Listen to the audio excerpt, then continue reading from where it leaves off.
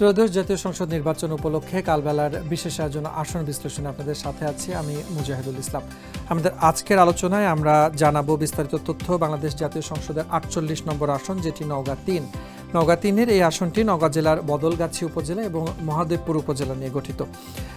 এই আসনটির শুধু নয়, উত্তরবঙ্গের যে আসনগুলো রয়েছে সেখানে 1991 থেকে নিয়ে শুরু করে 2000 থেকে নিয়ে শুরু করে 2010 এবং 2010 থেকে পরবর্তী 2024 এই সময়কালের রাজনৈতিক পট পরিবর্তনের ইতিহাসে এই আসনগুলো নিয়ে বিএনপি এবং আওয়ামী লীগের মধ্যে কিন্তু একটা শক্ত প্রতিদ্বন্দ্বিতা আমরা ইতিপূর্বে লক্ষ্য করেছি। যদিও এবারের রাজনৈতিক পট পরিবর্তনের পরে ইতিহাস ভিন্ন এবং নতুন ইতিহাসের অপেক্ষায় অপেক্ষমান সবাই। সর্বশেষ আপডেটকৃত যে তথ্য, যেই ভোটাররা এখানে আছেন, সর্বমোট কতজন ভোটার এই আসনটিতে আছেন সেটি আমরা জানব।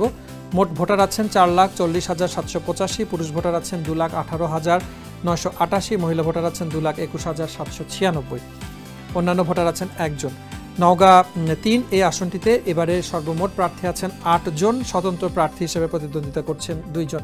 এই 10 জন যে প্রার্থী এবারে নওগাঁ 3 আসন থেকে প্রতিদ্বন্দ্বিতা করছেন, তারা কে কোন প্রতীক থেকে নির্বাচন করছেন সেটি যেমন আপনাদেরকে জানাবো, একইভাবে আপনাদেরকে জানাবো তারা কে কোন দল থেকে প্রতিনিধিত্ব করছেন।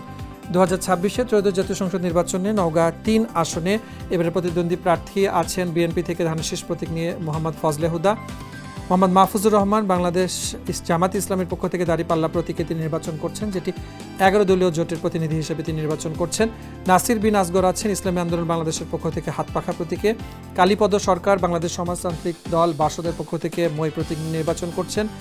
পারভেজ আরেফিন সিদ্দিকী তিনি স্বতন্ত্র প্রার্থী হিসেবে কলস প্রতীকে নির্বাচন করছেন। মাসুদ রানা নির্বাচন করছেন বাংলাদেশ জাতীয় পার্টি থেকে লাঙ্গল প্রতীকে। আবদুল্লাহ আল মামুন সৈকত বাংলাদেশ ন্যাশনালিস্ট ফ্রন্ট বিএনএফ থেকে টেলিভিশন প্রতীকে নির্বাচন করছেন। মোহাম্মদ সাদ্দাম হোসেন স্বতন্ত্র প্রার্থী হিসেবে নির্বাচন করছেন জাহাজ প্রতীক নিয়ে।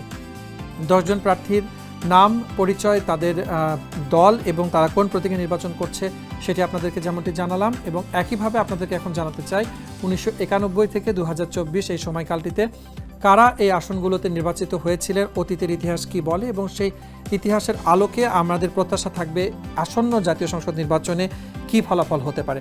2024-এ সৌরেন্দ্রনাথ চক্রবর্তী বাংলাদেশ আওয়ামী লীগ থেকে নৌকা প্রতীকে নির্বাচিত হয়েছিলেন, যার প্রাপ্ত ভোট ছিল 1,38,561।